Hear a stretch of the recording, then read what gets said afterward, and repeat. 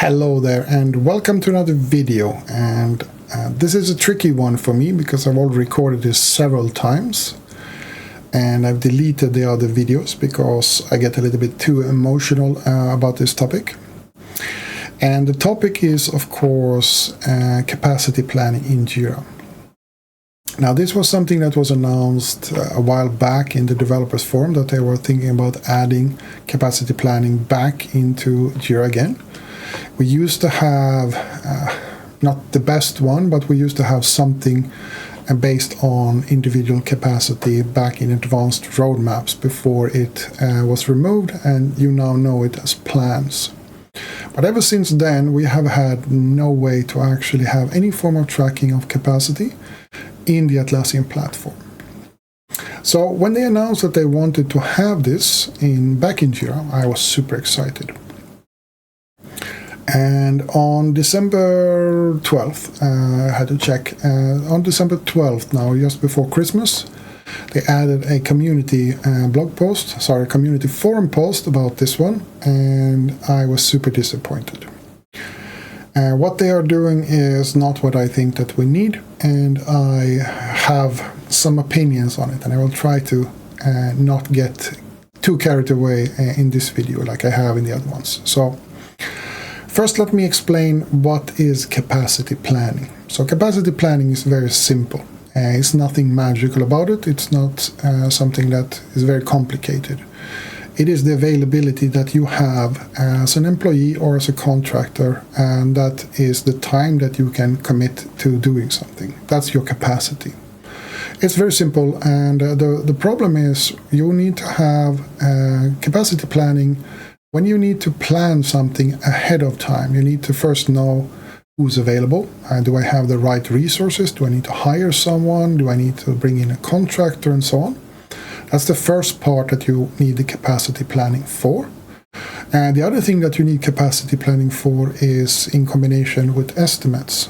So you actually know, when can I deliver something? So if my team has a specific type of capacity and specific individuals are in charge of specific things, I need to know what kind of capacity do they have, and also when can they actually deliver something. And the third thing that you need capacity for is also to see allocations, not just in the work that you are doing, but on other things, because individuals can be tied to multiple projects or even multiple products. So if you have a developer, an architect or designer, their capacity in one project might be 20%, 40%, 60%. But then you also need to know, when do I over-allocate, or if this person have more allocation than 100%, for example, then this person will not deliver very well. Or if it's split over multiple projects, then content switching will then reduce the quality or the outcome of the products. So capacity planning is very important from a management perspective, because that is how we plan things, that is how we set different strategies. And to get proper capacity, you also need to add things like holidays, vacations, sick days, and things like that, because those will indicate deliverables for you. So you can plan, for example, if you know that Christmas and New Year, for example, there's not going to be a whole lot of people that actually will work there, then you need to have that in your plan so you can actually plan your deliverables accordingly. And the same thing if you are in a project and you're sitting and you see that you have two of your key members are sick, then you will need to be able to see how will this affect our ability to deliver on time, because delivering on time is very important. So capacity planning is very important, but it's also not mystical. It's not like you need a ton of functionality for it. So certain products like Big Picture, for example, are doing this very well. It's very easy to manage. So I was hoping now that they will think this one through properly after, 5-6 years since they removed individual capacity. And with the strategy portfolio or strategy collection now getting some traction, that they would think capacity planning through so it will actually tie into all the things that they're doing in the strategy collection. But they didn't, and that is what this video is about. So let me stop rambling about what capacity planning is, and let's jump into the article so you can see for yourself, and I can try to not get too agitated about what they're doing, and actually explain what the problem is here. So let's jump over to the article. So this is the article then that they published. You see it's on December 12th, so it was before Christmas. And what they are doing is, there are a few good things here. So we believe that great delivery starts with great planning, which is great to see because Atlassian has traditionally been more of a Scrum and Kanban type of company, where planning is more an afterthought. You do very short planning sessions. And this is, of course, not very viable if you are doing projects, which are often investment projects that are long projects like 6 to 18 months or something like that you need to deliver. And they also say that for far too long it's been stuck in spreadsheets and scattered and disconnected tools. Yes, this is what I also brought up when I did my review now on the strategy collection, that we have a disconnect here. And that if I were to run a new project, for example, a long-term project, I would still use Excel sheets, probably because there is no tool in the Atlassian suite that can give me the capacity, the time that we are spending and the cost combined. So that's all about to change. Really, this is what excites me. Like, you are thinking now about moving past the short-term planning of agility, and you're looking into what many companies are struggling with, and that is long-term planning. That is bigger projects like a CRM change, for example, or if we are going to implement new tools, maybe new work processes. All of these projects take an immense amount of time, and they are often program styles, so they are multiple projects that are combined into this one. And then they come then to, they are now introducing a brand new capacity planning experience. First of all, anytime you add an experience, I know it's a designer that is talking, or someone that is buying into the juice of buzzwords. It's not an experience, it's a view, it's a design, it's a feature. So experience is, we are experiencing it, but you don't need to call it that. So please stop using that one. But here it gets a little bit wrong here. So people, managers, and team leads. They can now effortlessly plan and visualize the capacity of every individual on their team across major work streams. I'm sorry, but why would people managers and team leads need this? Because if we take people managers, for example, people managers often have a lot of people. So someone can have anything from 3 people up to 200 that they are managing. And so handling what kind of projects and stuff like that they are doing, that is what the portfolio is for. And what they are building down here is not a portfolio, not even close. So from a people manager, if I'm responsible for let's see, the Atlassian branch, for example, within my company, I would have 50 to 70 people, maybe 200 people, depending on how big my company is. So the idea that I would sit in one Jira project and manage their time, or see who has capacity to take on a new project, that does not compute to me, because that's not... Jira is a task management tool, and not a planning tool. It's not a portfolio tool. So this one I don't really understand, especially not in Jira, because, I'm sorry, it doesn't compute for me.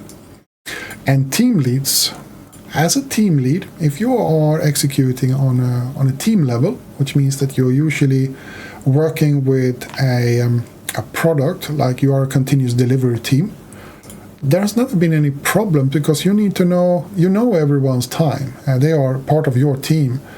And you also know if they are going to be sick, if they're going to be away, and so on. This is usually not a problem, because a project that is not handled by a team lead. Project is handled by project manager. And project managers have people that they do not know of because it's a project is a temporary construct, right? So I don't understand. This is the wrong people that you're building for, in my opinion. So people managers, yes, they need to be able to manage the allocation of their people, and that's perfectly all right. And team leads do not really need to have this one, as far as I'm concerned. It's nice to have, but I mean, you meet the team every day. What's the point of having this one? But what we don't have here is project managers. What you don't have here is business leaders. So, for example, if I'm the head of IT operations, for example, or if I'm even higher up, if I'm the CTO, and I want to see the capacity of my team, I need to implement a new product here that will affect everyone in the organization. Can I do it? This is not going to help them. This is the wrong crowd for this one. And they want to visualize the capacity of every individual of their team across major work streams. This is interesting because remember, we're talking about Jira here. So that means you need to set up a project that basically includes everyone. So you need to include every project that everyone in your group are working in to actually get the full visualization. Most people that are people manager, for example, should never have access to certain customer projects, for example, or certain internal projects. So they would not even get the data from those areas. And team leads, they are only interested in what their team are doing. And I have never met a team that have multiple Jira products. If they do, they might have 2, 3, perhaps at most. But should they then also bring everything into one Jira product? I'm not really following here. And they are talking here now product launch. So let's say you're launching a new product. Let's take Dropbox, for example. If you're launching a new product, there are going to be hundreds, if not thousands, of people involved in such a thing. Because a product, then you have everything from support, you have everything from design, requirements, you have management, you have marketing teams, you have the infrastructure guys and girls, and so on. There's a lot of people involved in a product launch. And this is not one project. A product launch, to launch something, a new product, consists of multiple teams, because that's how products work. So unless you're talking about a startup with 15 people that are doing everything themselves, and this is a very like an app, and I'm talking about a mobile app, not a product app like Atlassian are doing, or a marketing campaign. A marketing campaign is not a project. It has nothing to do with that one. And capacity in a marketing campaign is basically 2-3 people. Or if you're doing a large-scale international marketing campaign, yes, then you have dozens of people. But do you really need to have capacity planning for a marketing campaign? I'm wondering, because if you do that, you need to know all the marketing campaigns to be able to actually visualize how much capacity do each individual have for the different activities that they're doing. So if you take, for example, someone that works with copyright, for example, the writing text, they can have 15, 20 marketing campaigns in a big company. If you look at designers, they have product designer, they have marketing campaign, they have a bunch of things. So the fact that you have it in one Jira product here doesn't make any sense. You cannot see the capacity of an individual unless you actually know what the capacity is. And to do that, you need to be able to see the whole thing.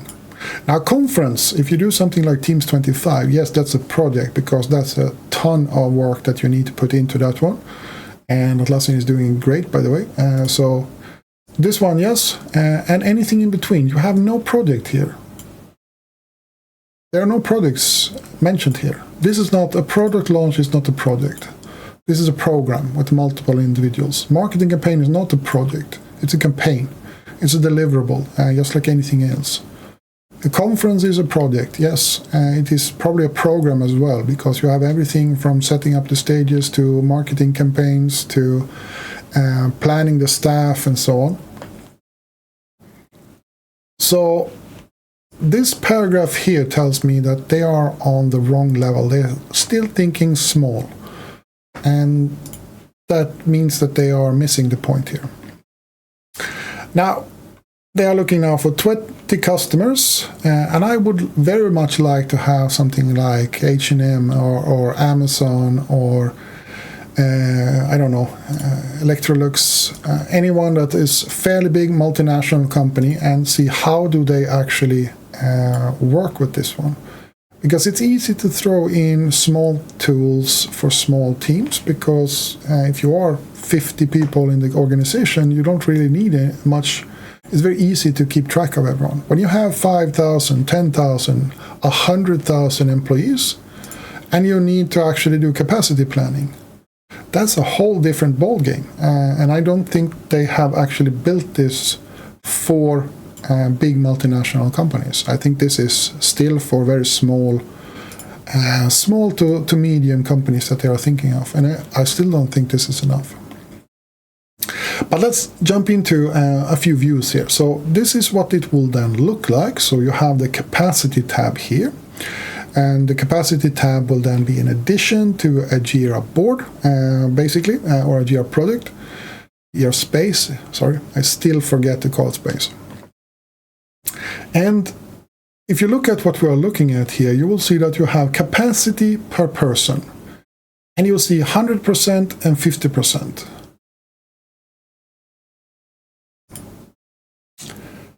But of what? If you take Chloe here, for example, how much time does she actually have to spend in the marketing campaign? Where is that set? So if she can only commit to 20 hours spread out over 6 months, what does 100% of her time mean? This is not capacity planning. This is more of an assignment or engagement. How much am I thinking that I will do? This is not capacity. This is my intention I'm plotting out here. So what I'm doing here is saying I would spend 50% of each of these two. First and foremost, why would you split up your time, half days here, for to do 2 deliverables? That's stupid. You would do 100% on one until you're done with it, and then switch over to 100% on the other one. This is if you're actually, remember what I've said capacity planning is. It is your available time. And it is used for things like planning when can we deliver things. It's how can I build things, and how can I handle my finance, and what is happening to my return of investment. What in the God's name, I'm sorry, I'm getting agitated here. What does 50% mean? How do I know how much time Chloe actually have here if she has 6 other marketing campaigns as well? And she now has to commit 268% on December 1st here. Because I can't see it here, as far as I can tell here. So this for me is not a capacity planning in any way. This is just regular planning. This is where I can say how much time will you commit to each of these deliverables. Because the other thing is here, they are connecting this one to Jira Epics and higher level work items. So not on story level, where we actually have the estimations. So this one is just saying that my intention is that I will do 50% of this deliverable. Which then means that, which then means that I would have, if you look at this, real-time transaction alerts, in most cases you would have like multiple people for every feature, but I don't really understand what is this, because this is like when you have your dysfunctional stand-ups. And everyone tells you, I did X yesterday and I will do Y today. It's the same thing that you do here. That's like, this is my ambition, my intention. I intend to do 50% on real-time transaction alerts on December 15th. Well, good for you. That doesn't really help me, because I need to know how many hours can you actually, what kind of progress do you get on that one? Because real-time transaction alerts is just a container, it's just an epic, right? Or if you rename it to feature, it would just be a feature. So telling me that you will commit 50% of an unknown value doesn't really help me in any way to actually plan anything. It doesn't help me to see, do we have a problem with delivering anything? This is just for me so I know what you are supposed to work on, which in most cases you will do every day on a stand-up, or you will do a weekly planning for it. And that's that. And if something happens here, you would just talk about it in the team, if you're on team level. If you are on a higher up, let's say, because we talked about people managers. So if I want to see, for example, if I want to plan a person here, if I am responsible for a person, and I would then say that, and this one is now on a week basis, 50% on, and I would not have allocation to a product, for example, as an epic. And that would be really strange. So either I would have to set up a, I don't know what you should call it, an epic planning table board, something, and you would say that this is now a project of some sort, and I could set 50%. Yeah, sure, then you can get a rough allocation for it. That's not capacity planning, because allocation just tells how much are you allocated. It doesn't say how much you actually do, or how much you will commit to each of these projects on a daily basis. So this view in itself, and the fact that you're tying it to a task, because allocations are not tasks, right? We don't allocate to tasks in that way, because my capacity on this day is what I need to know. How much time do you have for December 1st, for this week? How many hours will you have available for this one? I need to know, do you do 8 hours a day? Do you do 4 hours a day? Good, then I know you're 40 or 20 hours. And how much do we actually have under this one that you are assigned to that you can do? These are the tasks that you can do. We can deliver 2 of these tasks during that period. That's why you have capacity planning. So this one is more like a calendar of how much time will you spend in our project, but without values. So it's very confusing. And it also says that it supports capacity planning for large work streams. Okay, so let me give you a large work stream. Let me give you e-commerce on a large international platform. That would be 100 plus systems that you need to accommodate.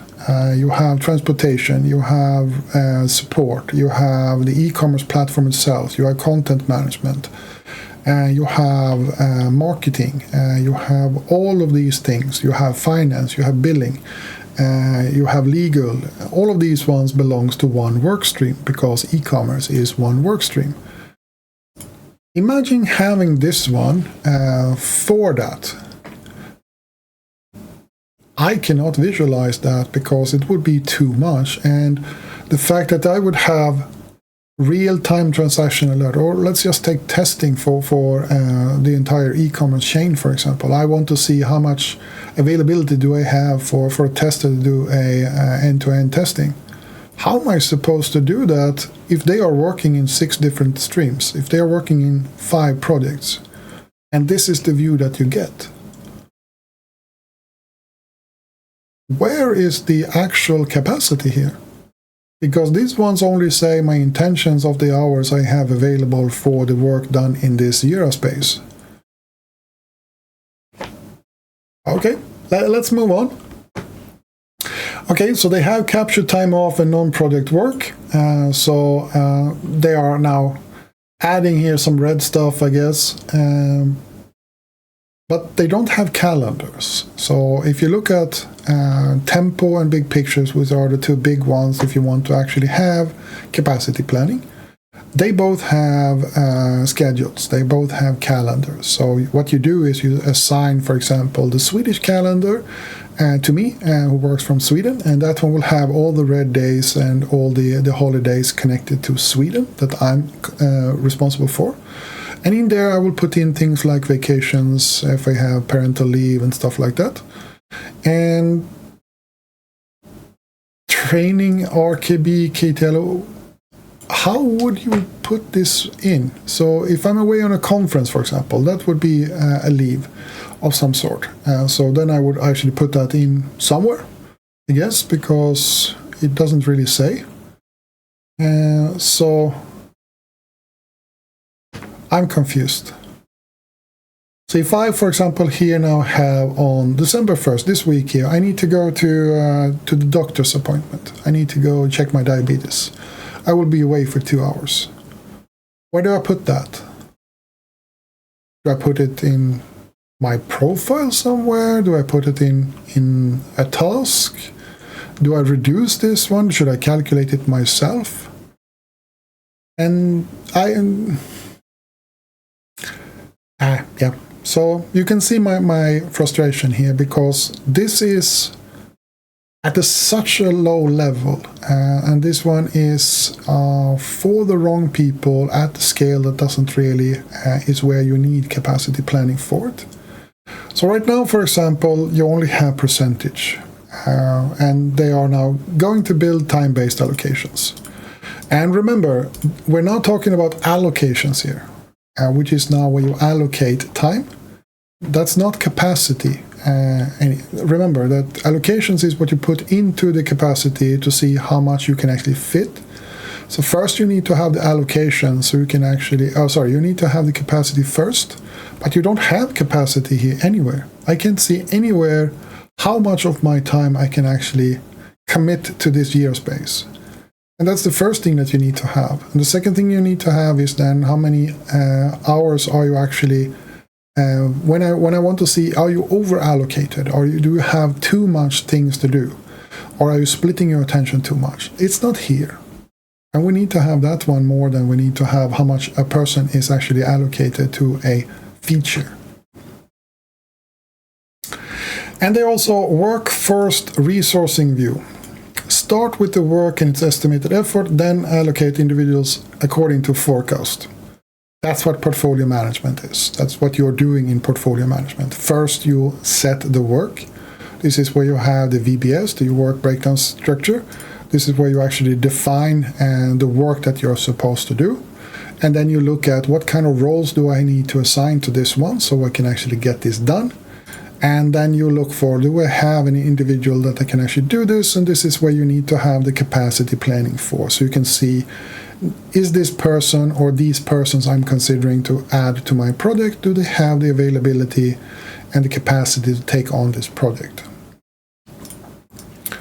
So, yeah, I don't know what this one will be. And then enhance usability. Well, how? There must be something missing here, because I do not see the capacity anywhere. Because if I want to look at Chloe, I want to see what projects is she involved in, what kind of initiatives is she involved in, and what work is she doing, and how much is she stretched in terms of what she's doing. So if I want to plan her here now in January next year, how can I see what kind of allocation she currently has across the organization? If you are in a Jira space,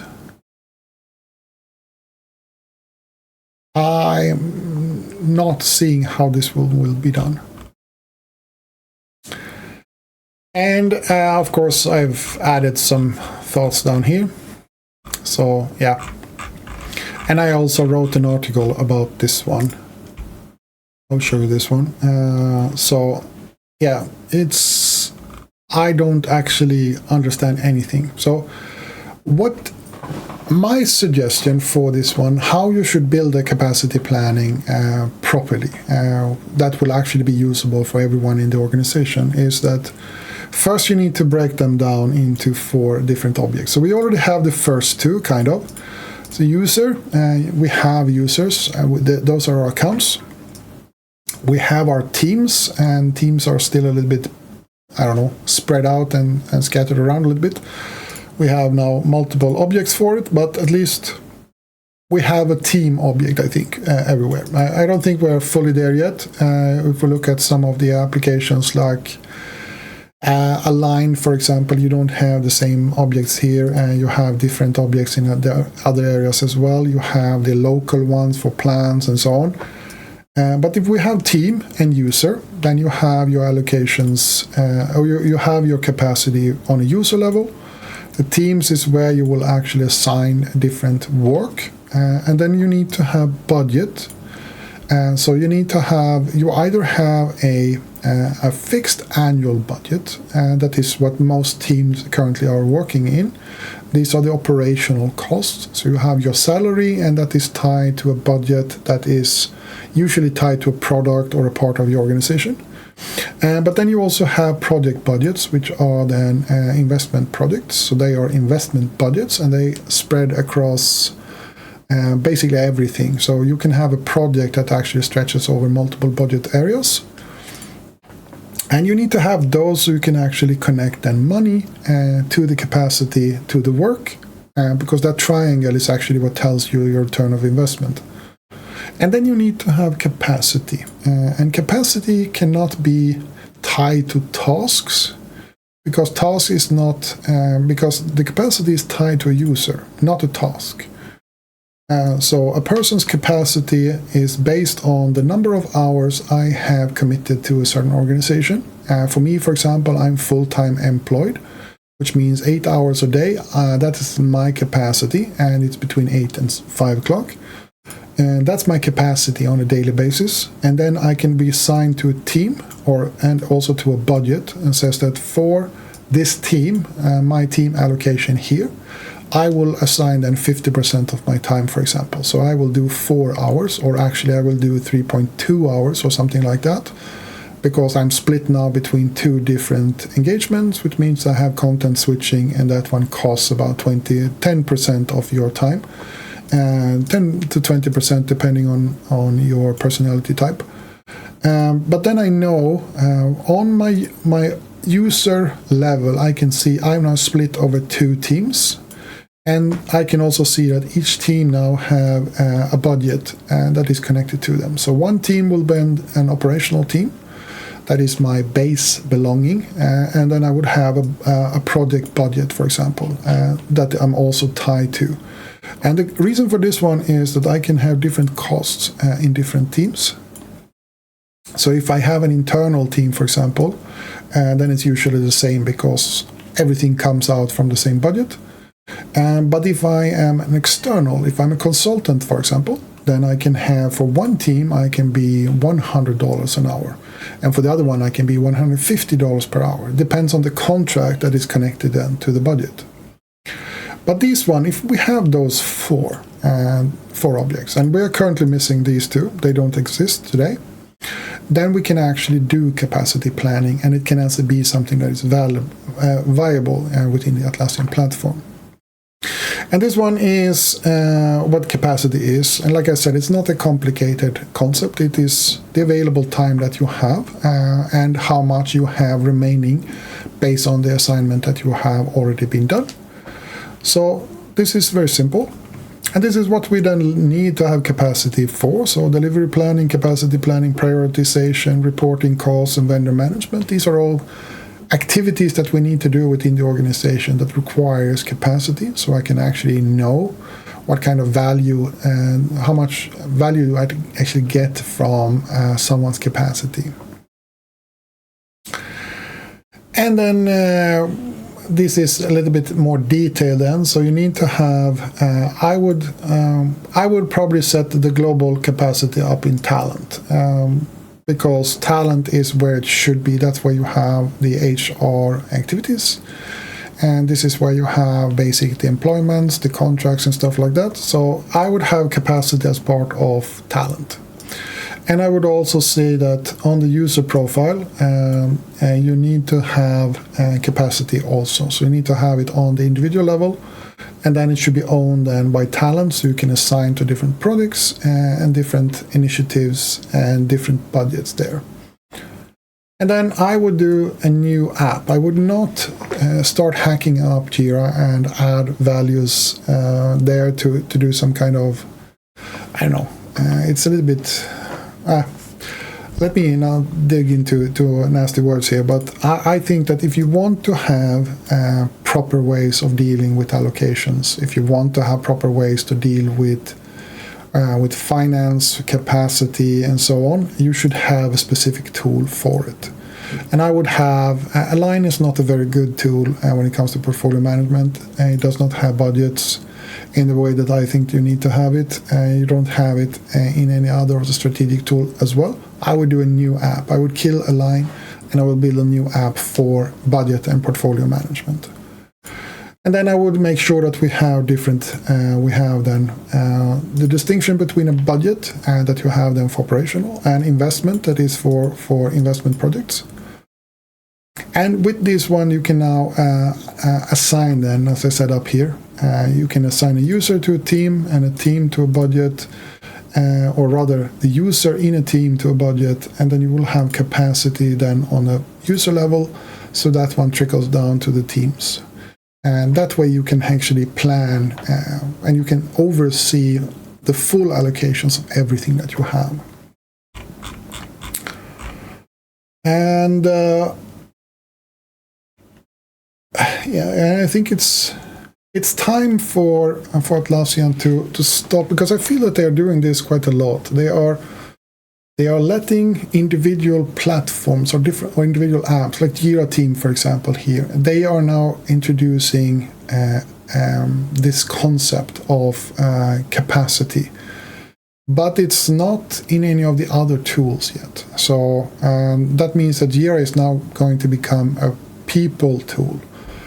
But you have talent for that. So it's like, why did you implement it in Jira when you should have it in talent? Well, that's because no one is buying talent yet. And we don't have enough people that actually wants to use it. But what that means is that you are now building it in a tool. People get used to using it that way. And then when you realize that this is actually something you need to have strategically, then you will need to move it over to another tool.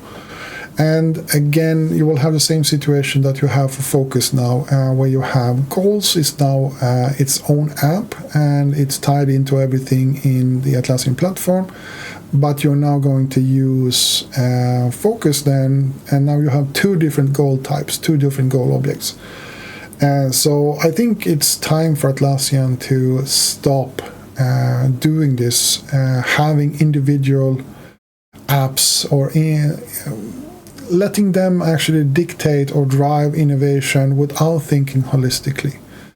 Because everything that has to do with capacity is a user object. It is tied to a user, and that one needs to be on the user level.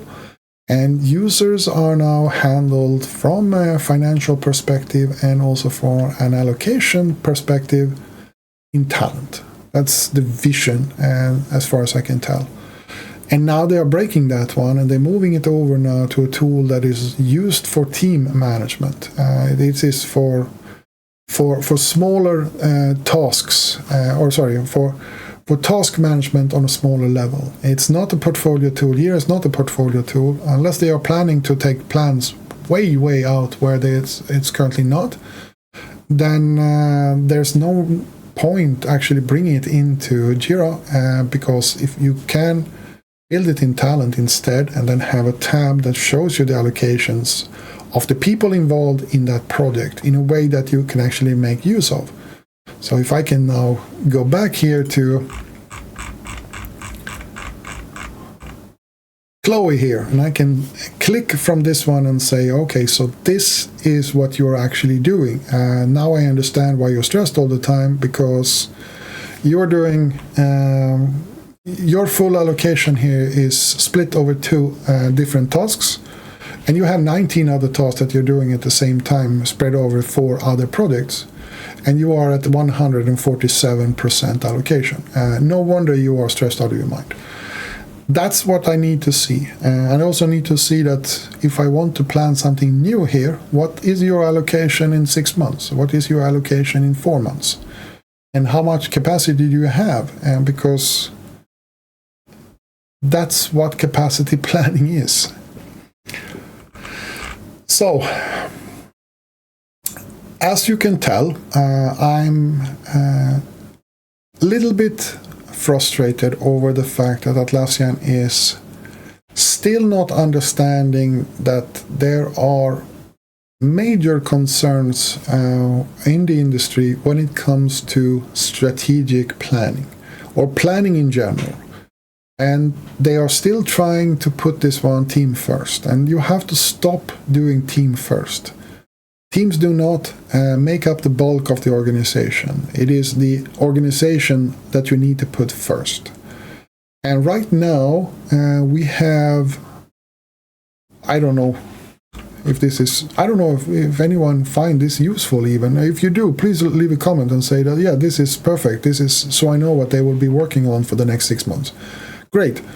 But if you want to actually plan something, if you want to plan deliverables, for example, these won't help you because you don't know 100% of what. You need to know that one first. So rather than just throwing things in from a team perspective, you have to stop. You have to start looking at it from a management perspective because that's what the gap is.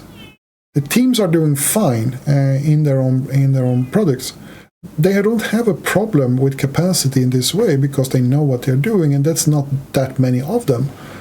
But when you have larger things, if you are a resource management, for example, or people manager, then this will not cut it. If I worked with a team of 50 people and this is the view I would have, and I would have to tie this one to projects and epics, I would not like this very much. I would like to tie this to the project objects or even goal objects, or even OKRs, so I would actually know what are they working on and what are they assigned to. And what would, for example, if I would need to see if they are involved in a project, for example, in a product. Let's say they work on the Jira team, and then they would have an epic here then for the Jira team, 50%, and they would work in a product 50%. Is that really the object level you want to have? What would a continuous and deliverable what would a continuous delivery operational activity be in Jira to actually give me the visibility to see that this person is working on a product level or an app level, if you are referring now to Atlassian and some other American companies? How do I tie that one into so I can actually see the allocation here? Because I need to know all the allocations. So if they are allocated 50% work in a product and continuous deliverables, and they are also in a product or two products for 25% each, how would I log that here? It's not an epic that you would have, because epics are features and deliverables within one operational unit, so it would either be a project item, a project deliverable, or it would be a product deliverable. So I'm not sure what they were thinking here, because this feels more like I don't know, this is like taking the calendar and you would actually plot out multiple subtasks per daily or per weekly and saying how much time you will actually commit to it, because I don't know what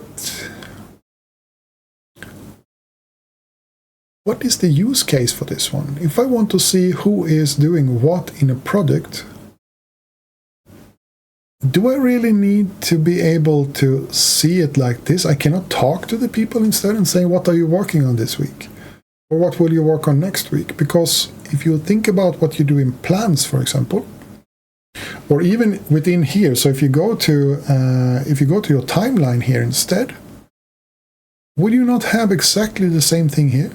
You would actually plot out and saying that real-time transaction alerts, I will do that one between December 1st and December 22nd.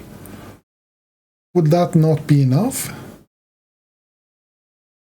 If you finish it before then you will move over to another task and you are ahead of schedule. If you can't finish it within the time frame, you will extend the timeline for it, and then everything will show. I don't understand what this view is supposed to be, because it's not capacity. Unless you actually know 50% of what. So if you don't even have time-based allocations here, Because if 50% here is 1.5 hours, that's very different from 20 hours. So I would very much like to see someone at Atlassian who is head of the platform development to actually take a holistic grip of this one and look at this one and say, is this what you really want to have capacity for all the apps within the Atlassian platform? Because for me, this will be pointless for 95% of everything that I do and everything I know my customers do within the platform. So this one is just an exercise of making like intentions shown. It's not how much time do you actually have to do anything and where you're putting your effort here. Because I could just as easily just say that on December 1st, I can have start and end date for this one. And then I could see it in the calendar saying, okay, you're doing 50% of that one, 50% of that one. And what happens if the estimations change? If I do 50% real-time transaction alerts here, and I have assigned now for 3 weeks, let's assume that I'm doing full-time. That's 60 hours that you're committing to this one, which means that in this epic, you would have tasks then that accumulate up to 60 hours. Can I see somewhere then if I change the estimation of something here that it increases? Because then I need to add something here for the December 22nd here, because then I cannot actually finish the work. I'm so confused because I don't know what I'm looking at here. This feels more like a control tool for a team lead that wants to basically put their finger on people in the team and saying, you said that you were doing 50% of your allocations or your capacity here on this week, and you didn't. What else would you use this value for?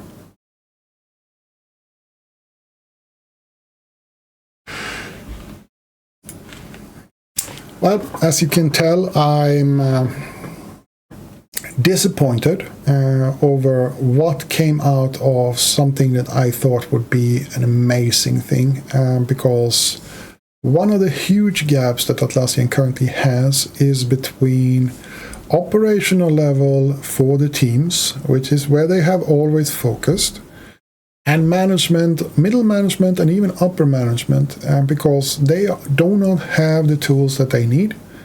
And because they don't have the tools that they need to do their reporting, to do their planning, and do their financials, they have to go down to the teams and they have to pester them and ask them to fill in a bunch of things.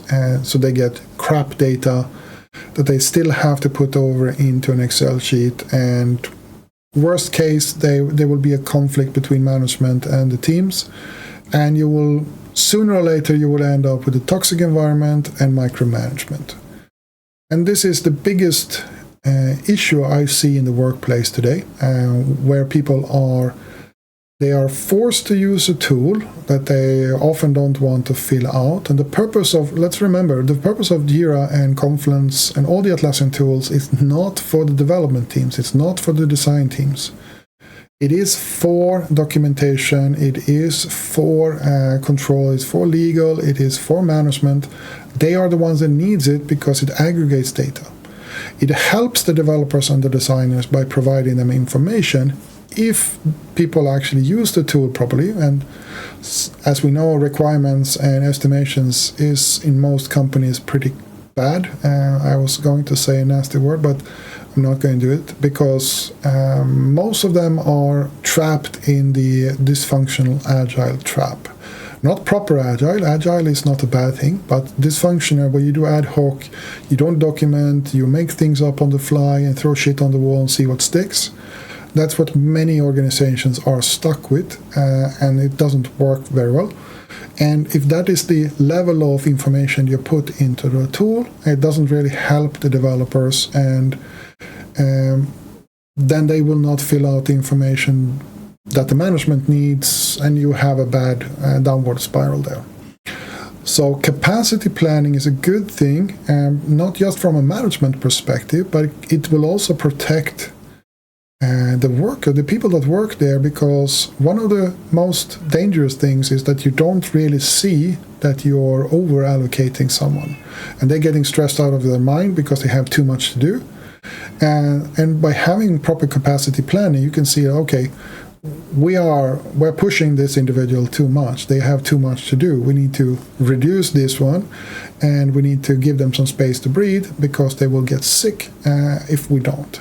So that's why capacity planning is a good thing. But having it on the level that they have shown now in Jira, which is the wrong tool to begin with, I think this is it's either part of a very nefarious plot where they will like hook us into a suboptimal capacity planning that teams will like, or rather team leads will like to punish their teams because they give them more control values. And then in a few years they will say that, no, we are evolving this one into a new tool. I don't know how. I don't know if they are thinking that evil, that they will actually build something that is bad in a tool only to mess people up, because change is not fun.